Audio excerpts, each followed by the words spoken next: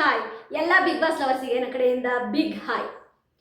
ಈ ಒಂದು ವಿಷಯದ ಬಗ್ಗೆ ನಾನು ಮಾತನಾಡಲೇಬೇಕು ಅಂತ ಮಾತಾಡ್ತಾ ಇದ್ದೀನಿ. ನಾನು ಇದನ್ನು ತುಂಬ ಸೀರಿಯಸ್ ಆಗಿ ರಿಸರ್ಚ್ ಮಾಡಿ ನಾನು ಹೇಳ್ತಾ ಇದ್ದೀನಿ. ಸುಮ್ಮನೆ ಹೇಳ್ಬೇಕಲ್ಲ ಅಂತ ಹೇಳ್ತಾ ಇಲ್ಲ. ಹೋಗ್ಲಿ, ಈ ವಿಷಯದ ಬಗ್ಗೆ ಮಾತನಾಡಿದ್ರೆ ಆಯಿತಾ ಇನ್ನೇನೋ ಆಗ್ಬಿಡುತ್ತೆ ಅಂತನೂ ಅಲ್ಲ.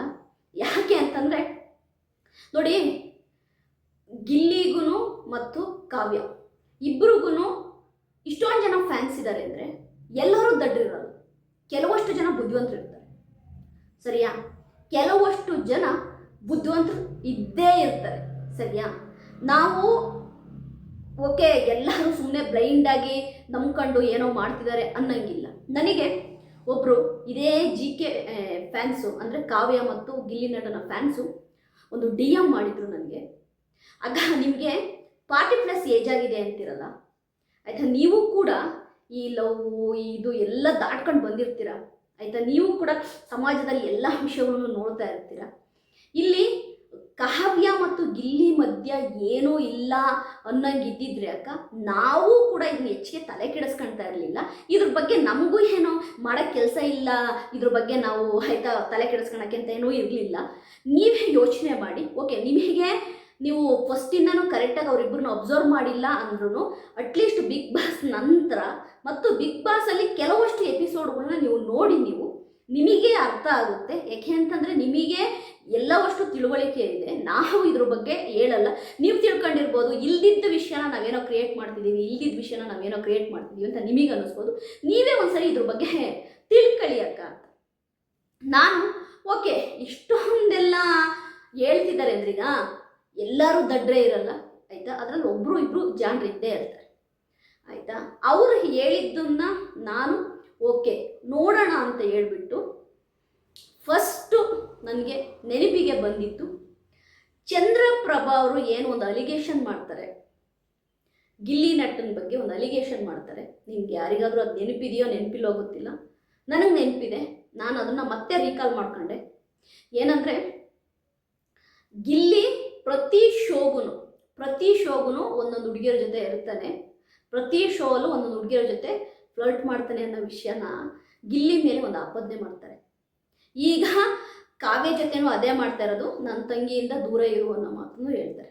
ಆಗ ಗಿಲ್ಲಿ ತುಂಬ ಮನಸ್ಸನ್ನು ನೋಯಿಸ್ಕೊಂಡು ಅದೇ ತಕ್ಷಣ ಬಂದು ಹೇಳ್ತಾರೆ, ಏನಣ್ಣ ನೀನು ಹಿಂಗಂದ್ಬಿಟ್ಟೆ.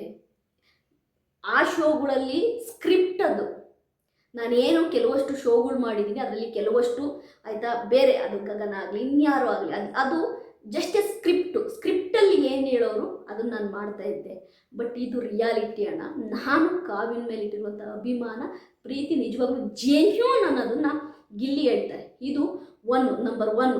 ಗಿಲ್ಲಿ ಅಲ್ಲಿ ಆನೆಸ್ಟಾಗಿ ಒಪ್ಕೊಳ್ತಾರೆ, ಅಣ್ಣ ಅದು ಸ್ಕ್ರಿಪ್ಟ್ ಅಣ್ಣ, ಇದು ರಿಯಾಲಿಟಿ. ನಾನು ಕಾವ್ಯ ಮೇಲೆ ಇಟ್ಟಿರೋ ಅಭಿಮಾನ ಪ್ರೀತಿ ನಿಜ ಅಣ್ಣ ಅಂತೇಳಿ ನಮ್ಮ ಗಿಲ್ಲಿ ನಟ ಒಪ್ಕೊಳ್ತಾರೆ, ಸರಿನಾ? ಪಾಯಿಂಟ್ ನಂಬರ್ 1 ಹೇಳಿದೆ. ಓಕೆ, ಇದಾದ ನಂತರ ಕೆಲವಷ್ಟು ಬಿಗ್ ಬಾಸ್ ಮನೇಲಿ ಇರುವಂತಹ ಕಂಟೆಸ್ಟೆಂಟ್ಗಳೇ ಗಿಲ್ಲಿಯ ಬಗ್ಗೆ ಒಂದಲ್ಲ ಒಂದು ವಿಷಯಗಳನ್ನ ಕಾವ್ಯನ ಹತ್ರ ಹೇಳೋಕ್ಕೆ ಟ್ರೈ ಮಾಡ್ತಾರೆ. ಬಟ್ ಕಾವ್ಯ ಯಾವುದೇ ಕಾರಣಕ್ಕೂ ಕೂಡ ಗಿಲ್ಲಿನ ಬಿಟ್ಕೊಡೋದೇ ಇಲ್ಲ, ಲಾಸ್ಟ್ ತನಕನೂ ಬಿಟ್ಕೊಡೋದೇ ಇಲ್ಲ. ಇದನ್ನ ನಮ್ಮ ಕಿಚ್ಚ ಸುದೀಪ್ ಸರ್ ಅವರು ಕೂಡ ಒಂದು ವಾರದ ಕತೆ ಕಿಚ್ಚನ ಜೊತೆ ಒಂದು ವೀಕೆಂಡಲ್ಲಿ ಮೆನ್ಷನ್ ಕೂಡ ಮಾಡ್ತಾರೆ, ಗಿಲ್ಲಿ ನಿನ್ನ ಆಯಿತಾ ಬಗ್ಗೆ ಯಾರು ಏನು ಹೇಳಿದ್ರು ಕಾವ್ಯನ ಹತ್ರ, ಕಾವ್ಯ ನಿನ್ನ ಬಗ್ಗೆ ಸ್ಟ್ಯಾಂಡ್ ತಗೊಂಡಿದ್ದಾಳೆ, ಇಂಥ ಒಂದು ಫ್ರೆಂಡನ್ನು ಸಂಪಾದನೆ ಮಾಡಿದೆಯಾ ಬಿಗ್ ಬಾಸ್ ಮನೆಗೆ ಬಂದು ಅಂತೇಳಿ ನಮ್ಮ ಕಿಚ್ಚ ಸುದೀಪ್ ಸರ್ ಅವರೇ ಹೇಳ್ತಾರೆ, ಸರಿನಾ? ಓಕೆ, ಇದಾದ ನಂತರ ಕಾವ್ಯ ಕೆಲವಷ್ಟು ಕಡೆ ಗಿಲ್ಲಿಯನ್ನು ಅವಾಯ್ಡ್ ಮಾಡಿದ ರೀತಿ ಕಂಡರೂ ಕೂಡ ಕಾವ್ಯ ಎಲ್ಲೂ ಕೂಡ ಗಿಲ್ಲಿನ ಆಯಿತಾ ನನ್ನ ಹತ್ರ ಮಾತಾಡಬೇಡ ಅಂತನೋ, ಇಲ್ಲ ಗಿಲ್ಲಿನ ತಪ್ಪಾಗಿ ಮಾತಾಡೋದು, ಗಿಲ್ಲಿ ಬಗ್ಗೆ ಬೇರೆಯವ್ರ ಹತ್ರ ಮಾತಾಡೋದು, ಇಲ್ಲ ಗಿಲ್ಲಿನ ನೆಗ್ಲೆಕ್ಟ್ ಮಾಡೋದು ಯಾವತ್ತೂ ಮಾಡಿಲ್ಲ.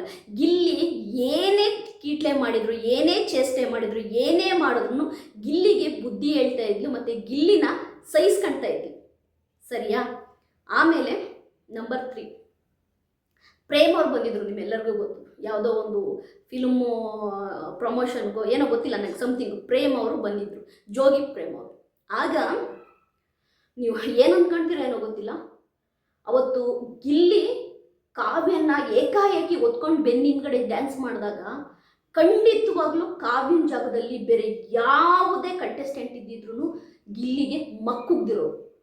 ಬಟ್ ಆದರೆ ಕಾವ್ಯ ಗಿಲ್ಲಿಗೆ ಒಂದು ಮಾತು ಕೂಡ ಆಗಿಲ್ಲ. ಒಂದು ಕ್ಷಣ ಎತ್ಕೊಂಡ ತಕ್ಷಣ ನಮಗೆ ಜೀವ ಜಕ್ಕಂತು. ಬಟ್ ಕಾವ್ಯ ಒಂದು ಮಾತು ಕೂಡ ಗಿಲ್ಲಿಗೆ ಆಡಲಿಲ್ಲ. ಇಬ್ರು ಡ್ಯಾನ್ಸ್ ಮಾಡೋದು ಅಂದರೆ ಕಾವ್ಯ ಗಿಲ್ಲಿನ ಎಷ್ಟರ ಮಟ್ಟಿಗೆ ನಂಬುತ್ತಾಳೆ ಅನ್ನೋದು ನನಗೆ ಗೊತ್ತಾಯಿತು. ಅಂದರೆ ಜೋಗಿ ಪ್ರೇಮ್ ಅವ್ರು ಬಂದಿನ ಅವತ್ತು ಏನು ಡ್ಯಾನ್ಸ್ ಆಡ್ದ ಗಿಲ್ಲಿ ಈ ಥರ ಹಿಂದ್ಗಡೆ ಎತ್ಕೊಂಡು, ಆಗ ನನಗೆ ಗೊತ್ತಾಯಿತು ಕಾವ್ಯ ಗಿಲ್ಲಿ ಬಗ್ಗೆ ಎಷ್ಟು ಟ್ರಸ್ಟ್ ಮಾಡ್ತಾಳೆ, ಎಷ್ಟು ನಂಬಿಕೆ ಇಟ್ಟಿದ್ದಾಳೆ ಅಂತ.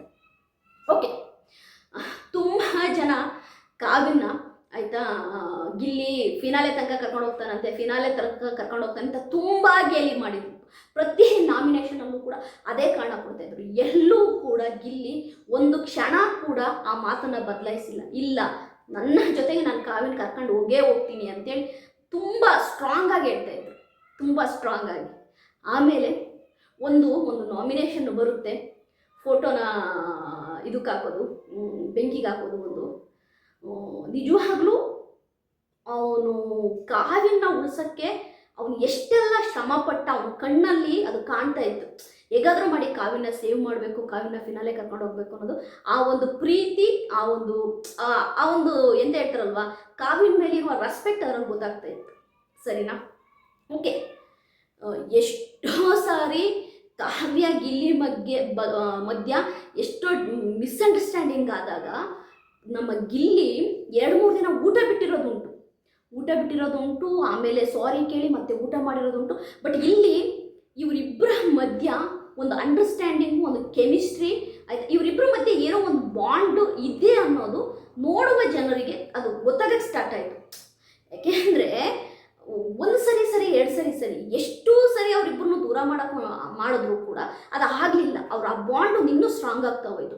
ಅದು ನೋಡೋ ಜನರಿಗೆ ಗೊತ್ತಾಯಿತು, ಇವ್ರ ಮಧ್ಯೆ ಏನೋ ಇದೆ, ಸಮಥಿಂಗು ಸ್ಟ್ರಾಂಗ್ ಆಗಿದೆ, ಈ ಒಂದು ಬಾಂಡ್ ಸ್ಟ್ರಾಂಗ್ ಆಗಿದೆ ಅನ್ನೋದು ಗೊತ್ತಾಯಿತು. ಸರಿನಾ? ಇದೆಲ್ಲ ಆದಮೇಲೆ ಇನ್ನೂ ಒಂದು ಸ್ಟೆಪ್ ಮುಂದೆ ಹೋಗಿ ಹೇಳೋದು ಅಂತಂದರೆ ಫ್ಯಾಮಿಲಿ ಬಂದಾಗ ಏನು ಕಾವ್ಯವರ ಬ್ರದರು ಇವನ ಹತ್ರ ಯಾರು ಗಿಲ್ಲಿಯವರು ಹತ್ರ ಚೆನ್ನಾಗಿರು ಅಂದಿದ್ದನ್ನ ಕೆಲವಷ್ಟು ಅದು ತಪ್ಪಾಗಿ ಹೋಯಿತು. ಬಟ್ ಅಲ್ಲಿ ಅವ್ರು ಹೇಳಕೊಟ್ಟಿದ್ದೇನು ಅಂತಂದರೆ, ನಿನಗೋಸ್ಕರ ಗಿಲ್ಲಿ ಇಷ್ಟೆಲ್ಲ ಮಾಡ್ತಾನೆ, ನೀನು ಅವನ ಜೊತೆ ಚೆನ್ನಾಗಿರು ಅನ್ನೋದನ್ನ ಅವರ ಅಮ್ಮ ಹೇಳಿದ್ದಾರೆ ಅನ್ನೋದು ಅದು ಅರ್ಥ ಆಗ್ತಾ ಇದೆ. ಆಮೇಲೆ ಇದಾದ ನಂತರ ಟಿಲ್ ಎಂಡು ಆಯಿತಾ, ಏನು ಫಿನಾಲೆ ತನಕ ಗಿಲ್ಲಿ ಎಲ್ಲೂ ಕೂಡ ನಮ್ಮ ಕಾವ್ಯನ ಬಿಟ್ಕೊಡಲ್ಲ. ಇಲ್ಲಿ ರಕ್ಷಿತನ್ನ ಮಧ್ಯಕ್ಕೆ ತಂದು ತುಂಬ ಜನ ಏನೇನೆಲ್ಲ ಮಾತನಾಡಿದ್ರಿ. ಬಟ್ ಇಲ್ಲಿ ಈಗಲೂ ಒಂದು ಕ್ಲಿಯರಿಟಿ ಕೊಡ್ತೀನಿ, ರಕ್ಷಿತಾ ಮತ್ತು ಗಿಲ್ಲಿ ಮಧ್ಯೆ ಇರೋದು ಒಂದು ಫ್ರೆಂಡ್ ಅನ್ನೋ ಥರ ಆಯಿತಾ, ಒಂದು ಫ್ರೆಂಡು, ಒಂದು ಕನ್ಸರ್ನ್, ಒಂದು ವೆಲ್ವಿಷರು ಅಷ್ಟೇ. ಒಂದು ವೆಲ್ವಿಷರು, ಒಂದು ಕನ್ಸರ್ನು, ಏನೋ ಒಂದು ಅಷ್ಟೇ. ಸರಿಯಾ? ಒಬ್ಬರು ನಮಗೆ ಒಂದು ಫ್ರೆಂಡ್ಶಿಪ್ ಆಗಿದ್ದಾರೆ, ನಾವು ಅವ್ರಿಗೆ ಫ್ರೆಂಡ್ಶಿಪ್ ಆಗಿದ್ದೀವಿ ಅಷ್ಟೇ. ಆದರೆ ಇಲ್ಲಿ ಕಾವ್ಯ ಮತ್ತು ಗಿಲ್ಲಿ ವಿಷಯಕ್ಕೆ ಬಂದರೆ ಈ ಬಾಂಡನ್ನು ಗಿಲ್ಲಿ ಇದನ್ನು ನಿಜವಾಗ್ಲೂ ಕೂಡ ಬಿಲ್ಡ್ ಮಾಡ್ತಾನೆ ಬಂದರು ಟಿಲ್ ಎಂಡ್ ಫಿನಾಲೆ ಸ್ಟೇಜಲ್ಲಿ ಹೋಗಿ ಕಪ್ ಹಿಡಿಯೋ ತನಕನೂ ಆಯಿತಾ. ಗಿಲ್ಲಿ ಆ ಒಂದು ಬಾಂಡನ್ನು ಎಲ್ಲೂ ಕೂಡ ಬಿಟ್ಕೊಡ್ಲಿಲ್ಲ. ಅದು ಇನ್ನೂ ಕೂಡ ಸೂಪರಾಗಿ ಬಿಲ್ಡ್ ಆಗ್ತಾ ಹೋಯ್ತು. ಯಾವಾಗ ಗಿಲ್ಲಿ ಕಪ್ಪನ್ನು ಗೆದ್ದಿದ್ದಾರೆ, ಕಪ್ಪು ಗೆದ್ದು ಆ ಸ್ಟುಡಿಯೋದು ಏನಿದೆ, ಸ್ಟುಡಿಯೋ ಹೊರಗಡೆ ಹಾಕಿದಂತಹ ಕಟೌಟುಗಳು ನಿಜವಾಗ್ಲೂ ಕೂಡ ಎಲ್ಲವನ್ನೂ ಹೇಳ್ತಾ ಇತ್ತು. ಅಂದರೆ ಗಿಲ್ಲಿಗೆ ಮತ್ತು ಕಾವ್ಯಗೆ ಹೊರಗಡೆ ಆ ಕಟೌಟ್ಗಳನ್ನ ನೋಡಿ ಅವರಿಗೆ ಒಂದು ಕ್ಷಣ ಮೈ ಜುಮ್ ಅನ್ನಿಸ್ತು. ಅಂದರೆ ಫ್ಯಾನ್ಸು ನಮಗೆ ಎಷ್ಟು ಕನೆಕ್ಟ್ ಆಗಿದ್ದಾರೆ ಅನ್ನೋದು ಅವರಿಗೆ ಆಯಿತಾ ಒಂಥರ, ಹೌದು ನಮ್ಮಿಬ್ರು ಫೇರ್ ಚೆನ್ನಾಗಿದೆ, ನಮ್ಮಿಬ್ರು ಬಾಂಡಿಂಗ್ ಸೂಪರ್ ಆಗಿದೆ, ಅದಕ್ಕೆ ನಮಗೆ ಸೆಲೆಬ್ರೇಟ್ ಮಾಡ್ತಿದ್ದಾರೆ ಅನ್ನೋದು ಅವ್ರಿಗನ್ನಿಸ್ತು. ಅವರಿಗಲ್ಲ, ಇಡೀ ಕರ್ನಾಟಕ ಜನತೆಗನ್ನಿಸ್ತು. ಫಸ್ಟ್ ಟೈಮ್ ಬಿಗ್ ಬಾಸ್ ಹಿಸ್ಟ್ರಿಲಿ ಅಂದರೆ 11 ಸೀಸನ್ನಲ್ಲಿ ಇಲ್ಲಿದ್ದು 12ನೇ ಸೀಸನ್ನಲ್ಲಿ ಒಂದು ಸ್ಟುಡಿಯೋದ ಮುಂದೆ 2 ಕಂಟೆಸ್ಟೆಂಟ್ಗಳ ಆಯಿತಾ ಒಂದು ಕಟ್ಔಟನ್ನು ನಿಲ್ಲಿಸಿ ಹಾಲಾಭಿಷೇಕ ಮಾಡಿದಂಥ ಏಕೈಕ ಸೀಸನ್ ಯಾವುದು ಅಂದರೆ ಅದು ಬಿಗ್ ಬಾಸ್ 12 ಅಂತಲೇ ಹೇಳ್ಬೋದು. ಅದು ಇನ್ನೂ ಕೂಡ ಅವರಿಗೆ ಒಂದು ಪುಷ್ಟಿ ಕೊಡ್ತು. ಓಕೆ, ನಮ್ಮ ಪೇರ್ ಚೆನ್ನಾಗಿದೆ, ನಮ್ಮ ಬಾಂಡ್ ಚೆನ್ನಾಗಿದೆ ಅಂತ. ಗಿಲ್ಲಿ ಪ್ರತಿ ಸಾರಿ ಹೇಳ್ತಾ ಇದ್ದ ಆಯಿತಾ. ಯಾವಾಗ ನಮ್ಮ ಕಾವ್ಯ ನನ್ನ ಮದುವೆಗೆ ಏನಾದರೂ ತೊಂದರೆ ಆದರೆ ಅದು ನಿನ್ನಿಂದ ಅಂತ ಅಂದಂದಾಗೆಲ್ಲ ಗಿಲ್ಲಿ ಹೇಳ್ತಾ ಇದ್ದಿದ್ದು, ನಿನ್ನ ಮದುವೆಗೆ ಯಾಕೆ ತೊಂದರೆ ಆಗುತ್ತೆ, ನಾನೇ ಆಗ್ತೀನಿ ಅಂತ. ಅಂದರೆ ಅವನು ಅಷ್ಟು ಕಾನ್ಫಿಡೆಂಟಾಗಿ ಇದ್ದಾನೆ ಅನ್ನೋದು ನಮಗೆ ಗೊತ್ತಾಯಿತು. ಎಲ್ಲೂ ಕೂಡ ಕಾವ್ಯ ಒಂದು ಏರು ಧ್ವನಿಯಲ್ಲಿ ಆಯಿತಾ ನೀನು ದೂರ ಇರುವ ಅನ್ನೋದು ಎಲ್ಲೂ ಹೇಳಿಲ್ಲ. ತುಂಬ ಜೆಂಟಲಾಗಿ ಹೇಳಕ್ಕೆ ಟ್ರೈ ಮಾಡಿದ್ಲು. ಬಟ್ ಕಾವ್ಯಗೂ ಕೂಡ ಗಿಲ್ಲಿ ಮೇಲೆ ರೆಸ್ಪೆಕ್ಟ್ ಇದೆ ಅನ್ನೋದು ನಮ್ಗೆ ಗೊತ್ತು. ಓಕೆ, ಇಷ್ಟೆಲ್ಲ ಪೀಠಿಗೆಗಳನ್ನು ನಾನು ಯಾಕೆ ಹೇಳ್ತಿದ್ದೀನಿ ಅಂದರೆ, ನೋಡಿ ಇವಾಗ ಕ್ಲಿಯರ್ ಆಗಿಬಿಡ್ಲಿ, ಈ ವಿಷಯ ಕ್ಲಿಯರ್ ಆಗಿಬಿಡ್ಲಿ. ದಯವಿಟ್ಟು ಈ ವಿಷಯದ ಬಗ್ಗೆ ನಿಮಗೆ ಎಷ್ಟು ಗೊತ್ತಿದೆ ಕಮೆಂಟ್ ಮಾಡಿ, ನಿಮಗೆ ಏನೇನು ಅನಿಸುತ್ತೆ ಕಮೆಂಟ್ ಮಾಡಿ. ಅದ್ರ ಜೊತೆಗೆ ಬೇಕಾದರೆ ಸಂಜೆ ಇವಾಗ ಎಷ್ಟು ಒಂದು 7:30 8 o'clock ಥರ ನಾನೇ ಲೈವಿಗೆ ಬರ್ತೀನಿ. ನಿಮಗೆ ಏನೇನು ಅನಿಸುತ್ತೆ ಅದನ್ನೆಲ್ಲದನ್ನು ಕಮೆಂಟ್ ಮಾಡಿ. ಓಕೆ, ನೆಕ್ಸ್ಟ್ ಇದಾದ ಮೇಲೆ ಈ ಒಂದು ಬ್ಯಾಸ್ಲೆಟ್ ವಿಷಯ ಬರುತ್ತೆ, ಸರಿಯಾ. ಏನು ಫಿನಾಲೆ ಟೈಮಲ್ಲಿ ನಮ್ಮ ಕಾವ್ಯ ಅವರು ನಮ್ಮ ಗಿಲ್ಲಿ ಬೆಡ್ ಮೇಲೆ ಮಲಗಿರ್ತಾನೆ, ಆ ಟೈಮಲ್ಲಿ ಬಂದು ಬ್ಯಾಸ್ಲೆಟ್ ಹಾಕ್ತಾರೆ, ಸರಿಯಾ. ಬ್ಯಾಸ್ಲೆಟ್ ಹಾಕ್ತಾರೆ, ಓಕೆ ಫೈನ್. ಅದು ಬಿಗ್ ಬಾಸ್ ಮನೆ ಒಳಗಡೆ ಇರೋತ್ತಿಗೆ ಫೈನು, ಸೂಪರ್. ಆದರೆ ಬಿಗ್ ಬಾಸ್ ಮನೆಯಿಂದ ಹೊರಗಡೆ ಬಂದು ಸತತ ಈಗಾಗಲೇ 4 ತಿಂಗಳು ಕಳೆದರೂ ಕೂಡ ನಮ್ಮ ಗಿಲ್ಲಿ ಯಾವುದೇ ಶೋಗೋಗಲಿ, ಯಾವುದೇ ಫಂಕ್ಷನಿಗೆ ಹೋಗಲಿ, ಯಾವುದೇ ಸಭೆ ಸಮಾರಂಭಗಳಿಗೋಗಲಿ ಆ ಒಂದು ಬ್ಯಾಸ್ಲೆಟ್ನ ಒಂದು ದಿನ ಕೂಡ ಕೈಯಿಂದ ತೆಗೆದಿಲ್ಲ. ಒಂದು ದಿನ ಕೂಡ ಕೈಯಿಂದ ತೆಗೆದಿಲ್ಲ. ಕಾರಣ ಕಾವ್ಯ ಹಾಕಿದಾಳೆ ಅನ್ನೋ ಒಂದು ಕಾರಣಕ್ಕೆ ಅದನ್ನು ಒಂದು ದಿನ ಕೂಡ ರಿಮೂವ್ ಮಾಡಿಲ್ಲ ಗಿಲ್ಲಿ. ಓಕೆ, ಯಾಕೆ ಈ ಬ್ಯಾಸ್ಲೆಟ್ ವಿಷಯ ನೀವು ಈಗ ಹೇಳ್ತಿದ್ದೀರಾ ಅನ್ಕೋಬೋದು. ಪಾಯಿಂಟ್ ಇದೆ. ನಮ್ಮ ಹುಡುಗರು ಹೆಂಗೆ ಅಂದರೆ, ಅವ್ರಿಗೆ ಇಷ್ಟವಾಗಿರೋ ಹುಡುಗಿರು ಏನಾದರೂ ಒಂದು ಗಿಫ್ಟ್ ಕೊಟ್ಟರೆ ಅದನ್ನು ತುಂಬ ಜೋಪಾನವಾಗಿ ಇಟ್ಕೊಳೋ ಅಂಥದ್ದು ನಮ್ಮ ಹುಡುಗರಿಗೆ ಇರೋ ಅಂಥ ಒಂದು ದೊಡ್ಡ ಗುಣ ಅಂತಲೇ ಹೇಳ್ಬೋದು. ಅದು ಬರೀ ಬ್ಯಾಸ್ಲೆಟ್ ಅಂತಲ್ಲ, ಅದು ಏನು ಕೊಟ್ಟರು. ಆ ವಿಷಯ ಬಂದಾಗ ಗಿಲ್ಲಿ ಅಕಸ್ಮಾತ್ ಬಿಗ್ ಬಾಸ್ ಮನೆಯಿಂದ ಹೊರಗಡೆ ಬಂದು 4 ತಿಂಗಳಾಗಿದೆ. 4 ತಿಂಗಳಿಂದನೂ ಇಬ್ಬರು ಒಟ್ಟಿಗೆ ಶೋಗೆ ಹೋಗ್ತಾರೆ, ಒಂದೇ ಕಾರಲ್ಲಿ ಬರ್ತಾರೆ, ತುಂಬ ಓಡಾಡ್ತಾರೆ, ಎಲ್ಲ ಕಡೆ ಶೋಗಳಿಗೂ ಹೋಗಿ ಬರ್ತಾ ಇದ್ದಾರೆ. ಗಿಲ್ಲಿಗೆ ಅಕಸ್ಮಾತು ಕಾವ್ಯನ ಬಗ್ಗೆ ರೆಸ್ಪೆಕ್ಟೇ ಇಲ್ಲ, ಒಂದು ಪ್ರೀತಿನೇ ಇಲ್ಲ, ಒಂದು ಲವ್ವೇ ಇಲ್ಲ ಅಂದಿದ್ರೆ ಆ ಬ್ಯಾಸ್ಲೆಟ್ನ ಗಿಲ್ಲಿ ಇಟ್ಕೊಂತಾನೆ ಇರಲಿಲ್ಲ. ತೆಗೆದು ಬಿಸಾಕಿರೋರು ಇಲ್ಲ ಸೈಡಿಗೆ ಇಟ್ಟಿರೋರು, ಇದು 100%. ಆಯಿತಾ. ಇಟ್ಕೊಂತಾನೆ ಇರಲಿಲ್ಲ. ಯಾಕೆಂದರೆ ಒಬ್ಬ ಹುಡುಗಿಗೆ ನಮ್ಗೆ ಇಷ್ಟ ಇಲ್ಲ ಗುರು, ನಾವು ಮೈ ಮೇಲೆ ಬಿದ್ದು ಎಷ್ಟು ಅಂತ ಹೋಗೋದು. ಒಂದು ಹುಡುಗಿಗೆ ಇಷ್ಟ ಇಲ್ಲ, ನಾವು ಇಷ್ಟ ಇಲ್ಲ ಅಂದಮೇಲೂ ಅವಳು ಕೊಟ್ಟಿರೋ ಬ್ಯಾಸ್ಲೆಟ್ ನಾವು ಯಾಕೆ ಹಾಕ್ಕೋಬೇಕು, ಸೈಡಿಗೆ ಹಾಕೋಣ ಅಂತ ಹಾಕಿರೋ. ಬಟ್ ಇನ್ನೂ ಆಯಿತಾ ಆ ಬ್ಯಾಸ್ಲೆಟ್ ಹಾಕ್ಕೊಂಡೇ ಓಡಾಡ್ತಿದ್ದಾರೆ ಗಿಲ್ಲಿ. ಇಬ್ಬರು ಒಟ್ಟಿಗೆ ಶೋಗೆ ಹೋಗ್ತಾ ಇದ್ದಾರೆ, ಇಬ್ಬರು ಒಟ್ಟಿಗೆನೇ ಆಯಿತಾ. ಅವರು ಪ್ರತಿಯೊಂದೂ ಕೂಡ ಒಟ್ಟಿಗೆ ನಡೀತಿದೆ, ಸರಿಯಾ. ಈಗ ಕಾವ್ಯನೂ ಕೂಡ ಗಿಲ್ಲಿ ಬರೋ ಶೋಗೆ ನಾನು ಬರಲ್ಲ ಅಂತ ಹೇಳ್ಬೋದು. ಕಾವ್ಯಗೆ ಇಷ್ಟ ಇಲ್ಲ ಅಂದರೆ ಗಿಲ್ಲಿ ಬರೋ ಶೋಗೆ ನಾನು ಬರಲ್ಲ, ನನಗೆ ಕರಿಬೇಡಿ ಅನ್ಬೋದು. ಏಕೆಂದರೆ ಇದೇ ಕೆಲಸನ ಸಂಗೀತ ಶೆಟ್ಟಿ ಅವರು ಸೀಸನ್ 10 ಮಾಡಿದ್ರು. ಕಾರ್ತಿಕ್ ಹೋಗೋ ಶೋಗೆ ನಾನು ಕರಿಬೇಡಿ ಅಂತೇಳಿ ಖಂಡಿತವಾಗಿ ಹೇಳಿದ್ರು ಅವ್ರು ಯಾವುದೇ ಶೋ ಹೋಗ್ತಾರೆ ನಾನು ಕರಿಬೇಡಿ, ನಾನು ಬರಲ್ಲ ಅಂತ. ಹಂಗೆ ಕಾವ್ಯನಿಗೆ ಗಿಲ್ಲಿ ಮೇಲೆ ಇಷ್ಟ ಇರಲಿಲ್ಲ ಅಂದರೆ ಖಂಡಿತವಾಗ್ಲೂ ಕಾವ್ಯ ಹೇಳಿರೋಳು ಗಿಲ್ಲಿ ಹೋಗೋ ಶೋಗೆ ನನಗೆ ಕರಿಬೇಡಿ ಅಂತ. ಬಟ್ ಇಲ್ಲಿ ಎಲ್ಲವನ್ನು ಅಳೆದು ತೂಗು ನೋಡಿದಾಗ ಗಿಲ್ಲಿ ಬ್ಯಾಸ್ಲೆಟ್ ಗಿಲ್ಲಿ ಕೈಯಲ್ಲೇ ಇದೆ. ಕಾವ್ಯನ ವಿಷಯ ಬಂತಂದರೆ ಗಿಲ್ಲಿ ಓಪನ್ ಆಗಿ ಮಾತಾಡ್ತಾ ಇದ್ದಾರೆ. ಇಲ್ಲ ಅವಳು ನನ್ನ ಫ್ರೆಂಡು, ನಾನು ಮಾತಾಡ್ತೀನಿ ಫೋನ್ ಮಾಡಿ ಅಂತೇಳಿ ಫೋನ್ ಮಾಡೆಲ್ಲ ಮಾತಾಡಿದ್ದಾರೆ. ಅದೇ ರೀತಿ ಈ ಕಡೆ ಕಾವ್ಯ ಕೂಡ ಓಪನ್ ಆಗಿ ಗಿಲ್ಲಿ ಹತ್ರ ಫೋನ್ ಮಾಡಿ ಮಾತಾಡಿದ್ದಾರೆ. ಈಗ ಯಾರಿಗೂ ಅವೈಲೇಬಲ್ ಇಲ್ಲದಂತಹ ಗಿಲ್ಲಿ ಕಾವ್ಯನ ಮಾತ್ರ ಯಾವಾಗಲೂ ಅವೈಲೇಬಲ್ ಆಗಿದ್ದಾರೆ. ಕಾವ್ಯನ ಹತ್ರ ಒಳ್ಳೆ ಬಾಂಡಿಂಗ್ ಇದೆ, ಅವ್ರ ಫ್ಯಾಮಿಲಿ ಹತ್ರನೂ ಒಂದು ಒಳ್ಳೆ ಫ್ರೆಂಡ್ಶಿಪ್ ಇದೆ. ನಾನು ಇಲ್ಲಿ ಇನ್ನೊಂದು ಸರಿನಾ, ಇದನ್ನೆಲ್ಲ ಯಾಕೆ ನಿಮಗೆ ಡೀಟೇಲಿಂಗ್ ಆಗಿ ಹೇಳ್ತಿದ್ದೀನಿ ಅಂದರೆ, ಬೆಂಕಿ ಇಲ್ಲದೆ ಹೊಗೆ ಆಡಲ್ಲ ಅಂತಾರೆ ನಮ್ಮಲ್ಲಿ. ಅದು ಸತ್ಯ. ಬೆಂಕಿ ಇಲ್ಲದೆ ಹೊಗೆ ಆಡಲ್ಲ. ಯಾವುದೇ ಒಂದು ವಿಷಯ ಇಲ್ಲದೇನೆ ಇಷ್ಟೂ ಜನ, ಲಕ್ಷಾಂತರ ಜನ ಫ್ಯಾನ್ಸ್ಗಳು ಯಾರೂ ದಡ್ರಲ್ಲ.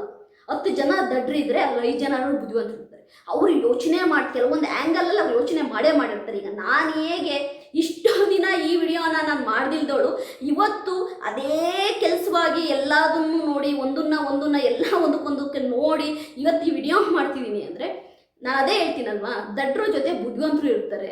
ಇದು ಎಲ್ಲೋ ಒಂದು ಕಡೆ ಒಂದು 70% ನಿಜ ಇರೋದ್ರಿಂದನೇ ಇವರಿಬ್ಬರು ಬಿಗ್ ಬಾಸ್ ನಂತರವೂ ಕೂಡ ಇಬ್ಬರು ಒಟ್ಟಿಗೆ ಆಯಿತಾ ಶೋಗಳಿಗೆ ಹೋಗ್ತಿರೋದ್ರಿಂದನೇ, ಸೇಮ್ ಕಲರ್ ಡ್ರೆಸ್ ಹಾಕ್ಕೊಂಡು ಓಡಾಡ್ತಿರೋದ್ರಿಂದನೇ ನಿಜವಾಗ್ಲೂ ಕೂಡ ಇದು ಇನ್ನಷ್ಟು ಸ್ಟ್ರಾಂಗ್ ಆಗ್ತಿದೆ ಅನ್ನೋದು ಫ್ಯಾನ್ಸಲ್ಲಿ ನಂಬಿಕೆ ಬಂದಿದೆ. ನಾನು ಕೂಡ ಹೇಳ್ತಾ ಇದ್ದೀನಿ, ಬೆಂಕಿ ಇಲ್ಲದೆ ಹೊಗೆ ಆಡಲ್ಲ. ಇದರಲ್ಲಿ ಏನೋ ಒಂದು ಸತ್ಯಾಂಶ ಇದೆ. ಕಾವ್ಯ ಮತ್ತು ಗಿಲ್ಲಿ ಮಧ್ಯ ಒಂದು ಬಿಡಿಸಲಾರದ ಒಂದು ಬಾಂಡ್ ಕ್ರಿಯೇಟ್ ಆಗಿದೆ. ಅದನ್ನ ಲವ್ ಅಂತಿರೋ, ಫ್ರೆಂಡ್ಶಿಪ್ ಅಂತಿರೋ, ಅದಕ್ಕೂ ಮೀರಿದ್ದಂತಿರೋ ಗೊತ್ತಿಲ್ಲ, ಒಟ್ಟಾರೆ ಒಂದು ಬಾಂಡ್ ಮಾತ್ರ ಕ್ರಿಯೇಟ್ ಆಗಿದೆ, ಅದಂತೂ ಸತ್ಯ. ಓಕೆ, ನೆಕ್ಸ್ಟ್ ನಾನು ನಿಮಗೆ ಹೇಳೋ ವಿಷಯಗಳು ಕೆಲವಷ್ಟು ಆಯ್ತಾ ಗಿಲ್ಲಿ ಆಗ್ತಾರೆ ಆಯ್ತಾ. ಕಾವ್ಯನೊಟ್ಟಿಗೂ ಚೆನ್ನಾಗಿದ್ದಾರೆ, ಗಿಲ್ಲಿ ಒಟ್ಟಿಗೂ ಚೆನ್ನಾಗಿದ್ದಾರೆ. ಕಾವ್ಯನ ಬರ್ತ್ಡೇಗೆ ಹೋಗಿ ಗಿಲ್ಲಿ ಕೆಲವಷ್ಟು ಫ್ಯಾನ್ಸ್ಗಳು ಹೋಗಿ ಕೇಕ್ ಕಟ್ ಮಾಡಿಸಿದ್ದಾರೆ. ಅದೇ ರೀತಿ ಕಾವ್ಯ ಫ್ಯಾನ್ಸ್ಗಳು ಗಿಲ್ಲಿಯವರ ಒಂದು ಆಯ್ತಾ ಎಲ್ಲದಕ್ಕೂ ಸಪೋರ್ಟ್ ಮಾಡ್ತಿದ್ದಾರೆ. ಇಲ್ಲಿ ಈ GK ಅಂತ ಏನು ಸೃಷ್ಟಿಸಿದ್ದಾರೆ ಇದರಲ್ಲಿ ನಿಜವಾಗ್ಲೂ ಕೂಡ 70% ಸತ್ಯ ಇದೆ ಅನ್ನೋದು ಗೊತ್ತಾಗುತ್ತೆ. ಏಕೆ ಅಂತಂದರೆ ಇಲ್ಲಿ ಯಾರೂ ಕೂಡ ಸುಮ್ಮನೆ ಆಯ್ತಾ ಊಹಿಸ್ಕೊಳ್ಳೋವಷ್ಟು ದಡ್ರು ಯಾರು ಇಲ್ಲ ಅನ್ನೋದು ಗೊತ್ತಾಗ್ತಿದೆ. ನಿಜವಾಗ್ಲೂ ಕೂಡ ವೆರಿ ಸೂನ್ ಇದಕ್ಕೊಂದು ಆಯ್ತಾ ಒಂದು ಒಳ್ಳೆ ಇದು ಗೊತ್ತಾಗುತ್ತೆ ಅಂತ ನಂಗೆ ಅನಿಸ್ತಾ ಇದೆ. ಯಾಕೆಂದರೆ ಗಿಲ್ಲಿ ಮತ್ತು ಕಾವ್ಯ ಇಬ್ಬರೂ ಕೂಡ ಖಂಡಿತವಾಗ್ಲೂ ಒಂದು ಮೂವಿನ ಮಾಡ್ತಾ ಇದ್ದಾರೆ ಅನ್ನೋ ಮಾತು ಎಲ್ಲ ಕಡೆ ಕೇಳಿ ಬರ್ತಾ ಇದೆ. ಗಿಲ್ಲಿ ಮತ್ತು ಆಯ್ತಾ ಕಾವ್ಯ ಒಂದು ಮೂವಿನ ಮಾಡ್ತಾ ಇದ್ದಾರೆ, ಅಂದರೆ ಹಳ್ಳಿ ಸೊಗಡಿನ ಮೂವಿನ ಮಾಡ್ತಾ ಇದ್ದಾರೆ, ಮತ್ತು ಫೋಟೋಶೂಟ್ ಕೂಡ ನಡೀತಿದೆ ಅನ್ನೋದು ಕೇಳಿ ಬರ್ತಾ ಇದೆ. ಅದಲ್ಲದೆ ಸಾಯಿ ಗೋಲ್ಡ್ ಪ್ಯಾಲೇಸ್ ಅವರ ಒಂದು ಏನು ಹ್ಯಾಡ್ ಶೂಟ್ ಇದೆಯಲ್ವಾ, ಒಂದು ಗೋಲ್ಡ್ ಹ್ಯಾಡ್ ಶೂಟನ್ನು ಇಬ್ಬರೂ ಕೂಡ ಕಾವ್ಯ ಮತ್ತು ಗಿಲ್ಲಿ ಕೂಡ ಮಾಡ್ತಿದ್ದಾರೆ ಅಂತಲೂ ಕೇಳಿ ಬರ್ತಾ ಇದೆ.